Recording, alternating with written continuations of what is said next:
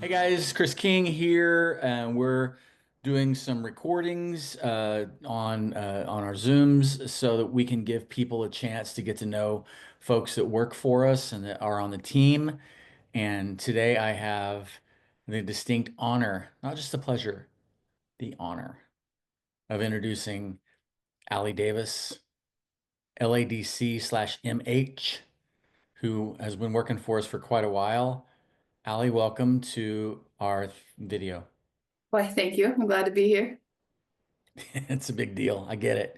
Um, so the purpose of these is to be available on our social media or the website, or just even for you or for in the office to send out this clip to be like, okay, well, who's Allie and what is her deal? So how long have you been working with us, Allie? I think I started some contract work in about 2018. Okay. I was still working at a past job and I was like, hey, I hear Chris King does some really cool stuff and I might want to like check that out. And so yeah, I think it was 2018 that I started doing some contract work. And for quite a while, you worked part-time, did a little bit of stuff, and then you came on and just started doing more work and became pretty much a full-time person. And now you have a title of a clinical director with us. And since we're not a real big group, like this is kind of a part-time gig because you help lead people and make choices regarding our directions, but then you also have your own clients. Can you talk a little bit about like what your job is like these days with us?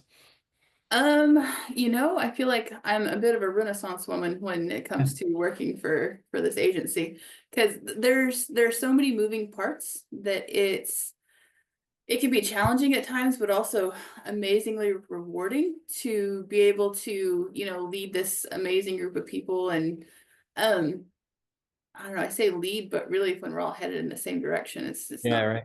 it's not too hard to lead. Yeah. I think I just kind of I help out with the clinical stuff, when people have questions, we need to staff clients, whenever there's specific questions about sooner care, standards, that kind of thing. I think that those are the places that I excel when it comes to the clinical director side. Um, and then I also see between 15 to 18 clients a week. And I think that's the bread and butter, I believe, of what I do is the client work, getting to meet and connect with folks who looking for a little bit of help. What's kind of your uh, normal client look like? Like, what kind of things do you help people with, and what's your deal there? So I specialize in substance abuse counseling. My licensure, the LADC-MH, is a licensed alcohol and drug abuse counselor with a mental health option. That kind of allows me to see clients across the spectrum of diagnoses. My education is directly related to substance abuse counseling, but also the co-occurring, which is that's just what we call it whenever somebody has both substance abuse and mental health stuff going on at the same time. And then sometimes I do just see some clients that just struggle with a little bit of life direction, depression, anxiety, just the norm. Yeah, it's the norm around here, Yeah. for sure.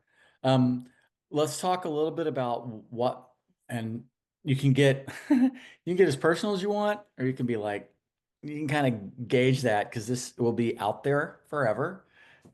Don't let that cause Oh, stress. okay, okay. Because but like what got you into this field? Like what made you interested as a younger person and being like, okay, I want to help people this way? What was the motivation? So I always knew I wanted to be in some sort of mental health helper realm. I didn't know exactly what I wanted to do until I was actually in school. I completed my bachelor's degree in psychology, and then it was time to apply to a master's program. And that's kind of when I really had to make the decision of which direction I wanted to go. At the time, I was at NSU, and NSU had the school counseling, that LPC general counseling, or the LADC substance abuse track. And so I had to choose one. And I really felt like my heart was leading me towards the substance abuse track because it's been a subject that's been just so near and dear to my heart for so long. With my family business, as well as just different interactions with people who struggled with substance abuse throughout my lifetime. I felt like this is a place that I had not only experience, but I felt like these were my people. This is where I connect, and it's where I can make a difference. And so that's the direction I chose. That's what you did. Um, w- what what do you like about working with us? Like, what are some of the positives? I mean, like if someone looking for a position is watching this, or maybe just what's the vibe on the team and what energizes you there? Um, I think probably the best thing about working here is having the autonomy to make choices for myself. When something isn't exactly my cup of tea, I can say, hey, I'm not sure this is the direction I need to go. Is it cool if we, let somebody else take care of this so that I can focus on the things that I'm really good at, that I really enjoy? I think that's an amazing thing that I get to do here. The freedom of schedule is pretty sweet. I Yeah. really appreciate being able to be present in the lives of my family. I've got a couple little kids, and so being able to be a mom as well as take on my clinical role and still see clients, I think being able to balance those things, that's that's what this job allows me to do. I get to balance all my main roles, being a wife and a mom, as well as being a career person who also maintains all the responsibilities of the job while maintaining all the other responsibilities of my life. How does a person do that? Balance, lots and lots I and mean, lots you, of I mean, just a self-care. person. Balance. Go ahead. I interrupted. Well, I think, well, it's still a work in progress. I Right. think that you can find that balance, and then 2 years from now, that balance is going to look different. Like, and being able to grow and change. I think Chris King Counseling has a growth mindset in general. And so being a part of the team where everybody's learning and growing, it's okay to say, hey, this is the direction that I'm growing in, and here's how I can be most helpful. And like that's pretty respected. That's Yeah, I pretty mean, like that's I think that's one of the things that I want us to be known for, and I think that can um, that mentality where we believe in you, and then you in turn believe in others. I feel like that's a vibe that we want to present in therapy, right? Like, are yeah. people capable? Was that, Like, is that called parallel processing? Isn't that like come a on, let's therapeutic? go. Oh yeah. Yeah, we do. We want to mirror that. We want to be able to empower our clients the same way that we're empowered in our job. We want to be able to like connect and promote that.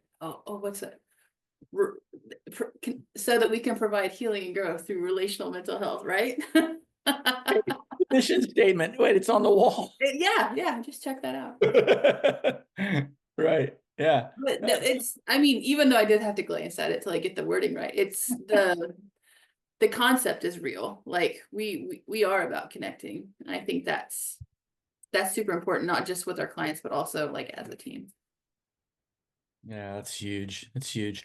Tell me, in your addiction recovery stuff, like what, well, give us a little bit of a window in there, like what works, like what's helpful?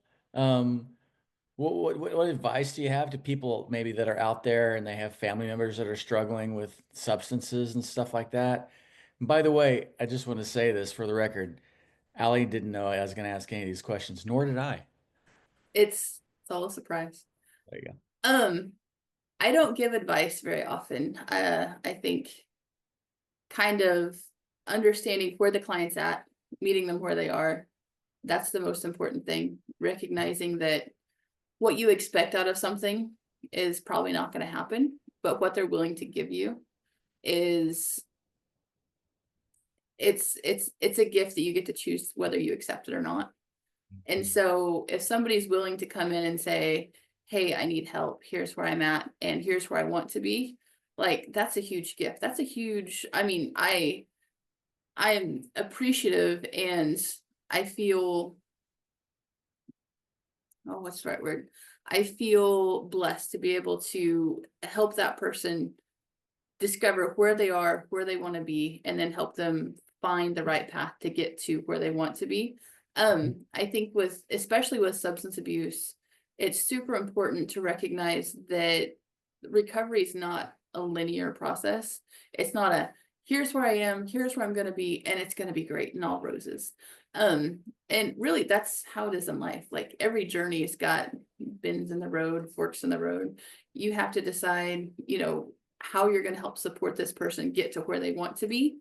And that sometimes means guiding or saying, hey, here's, just reminding them of their goal. It's like, oh yeah, Yeah. so this is what we talked about before. Is this still the direction we're headed? Because sometimes that changes. Yeah. Some, like for instance, I've had clients come in and say, hey, I want to learn how to control my alcohol consumption. I want to be able to drink in a way like normal people.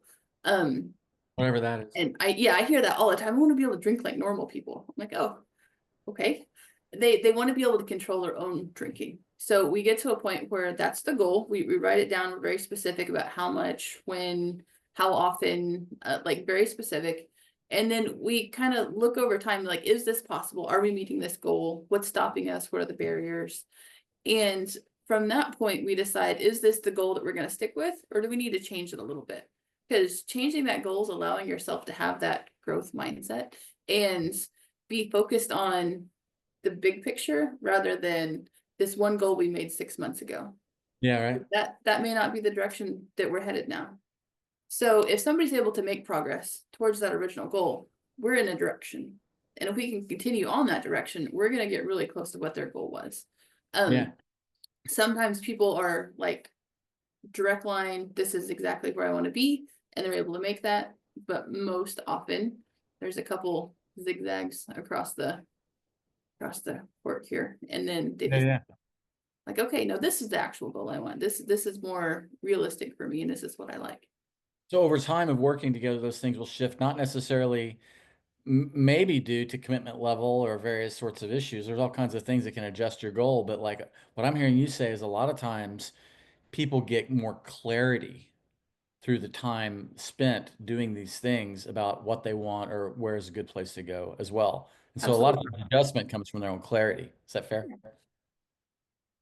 Yeah. I mean, once they've seen what life can be like, once they've started making progress, like it's a lot easier to make stronger commitments or a lot or maybe not actually. Sometimes it's like, whoa, this is not what I wanted. This is not what I intended. Let's try it. Let's try this. Hmm. Couple more questions. As a clinical soup or director, what do you enjoy about that? What's energizing? Like about Um, like just super and you said and you kind of poo-pooed leadership coming from you earlier in this conversation. And I would say like that when I watch you, it's like you lead by example and you lead through support, and occasionally you lead through, hey, here's what we ought to do. But I think that like then your words have great weight because people feel so supported by you and by your example. Would that be what you want or what you do? Because that's what I see. yeah, that's exactly what I want actually. My goal is to be more of a leader than a boss. I want to be the person who can step up and say, hey, here's what I think, could be the best direction for this because here's the experience that I bring, or Mhm. in learning and understanding like the ethics of this situation. This is why I'm pointing you in this direction, not because my own moral compass says this is what needs to happen, but because we've looked at the standards and the ethics and like sometimes I stab it. I feel like it's important to say it's not just me leading this boat. Um, just because I have a super cool title doesn't mean that I'm standing alone saying, let's go, guys. I think we have a pretty great team that we get to staff things with, that we get together and say, hey, this clinician's having a specific situation. Here are the parameters, here are the variables. Like what do you guys think? Like being able to staff things, put things together, and get opinions from across the board, especially internally in the agency, but then sometimes because we still have pretty good relationships with people outside of our agency. Like Yeah. sometimes that means asking other questions outside too, and being able to pull knowledge from so many different sources. I think that's what makes leadership good leadership is the the thought that I don't have all the answers, but I'm not afraid to step up and ask the questions to get where we need to go so that we do have the answers that, help our clinicians help our clients. And Yeah, that's the it's a goal. yeah, it's a collaborative spirit. I mean, like when people have collaborative spirits, I don't see a lot of perfectionistic folks like leading the charge. They might be closeted as far as being perfectionists, but like the ability to say, "I'm not so sure, what do you think?" is like it's like it's foundational for collaborative work, and therefore our answers and directions get better because there's just voices in the room that, that contribute, and you're part of that. It's really good. Thank Um, uh, what do you want? Who is it that you see? You see adults, how you see kids down to age like teenagers? I try to stay age 12 and over, because my specialization is substance abuse. Mhm. Most of my education was geared towards adults and later adolescents, so I just kind of stick to that demographic. Yeah, yeah. Um, and if people I mean, if they just call us if they want to get a hold of you. Um, and do you have any last words for the people that are going to watch this video forever and ever and ever? Forever and ever and ever.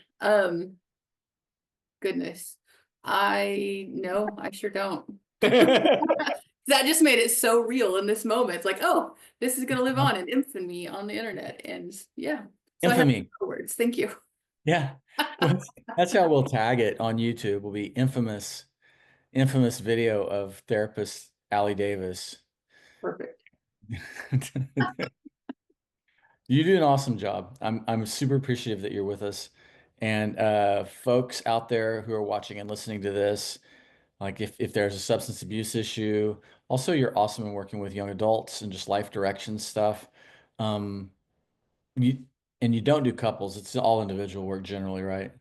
Yeah. I mean, I can bring in a couple for work that's specific to an individual's goal, but like the long-term couple work is I leave that to the professionals because goodness. Yeah, we have a few that do that. So if you're an individual or in a family and you need support, either familial support or like individual support regarding just general issues, anxiety, depression, various kind of mental health and relational stuff, as well as, and maybe even more importantly, things related to substance abuse issues. Allie Davis is your person to call. Also, like as you're thinking about how we operate as a team in general, like you can always get a hold of me, but Allie's like she's got her feet on the ground and is with our people all the time. And so feedback for what we're doing, like Allie, you are a great source for that, for people to get a hold of you. Her email address is Allie, Allie at chriskingcounseling.com. And I'm at Chris at CHRIS, Chris at chriskingcounseling.com. And if you guys have questions or comments, like we are here to serve. We just want to be helpful. We want to provide healing and growth through relational mental health therapy. And I had it memorized. I Sorry. will be there soon. I will. You Word can for work, word. you can work on it. Okay, Allie, thank you for your time today for this. Of course. Thank you. Awesome. We'll see you guys soon. Thanks. Bye.